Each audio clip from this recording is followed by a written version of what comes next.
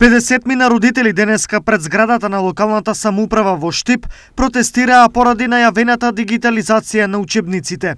За нив, традиционалниот начин на учење од учебници е незаменлив. Не да следат по цел ден дома, значи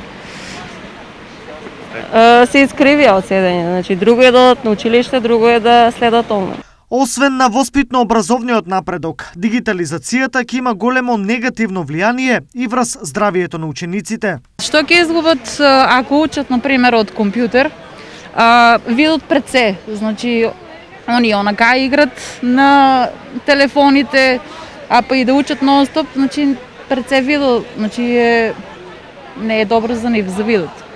Меѓу протестантите имаше и наставници кои ја објаснија вредноста на традиционалните учебници. Еве, јас ја носам граматиката на Блаже Кониски, земете вие ако треба да го спремате ова, пример, дело од ова да спремате за испит или за училиште, седнете и пробайте да го читате во PDF формат. Каков ќе биде вашиот замор? Тука јас можам да си фанам прибелешки со моливче на страна да си прибележам, аха, и веќе памтам сликовито на таа страна ми и веќе знам каде е.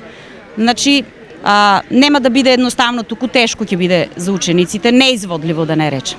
Доколку барањата не им се земат во предвид и владата својот проект го реализира, незадоволните родители и наставници ветуваат нови протести, а некои дури се заканија дека ќе го блокираат наставниот процес.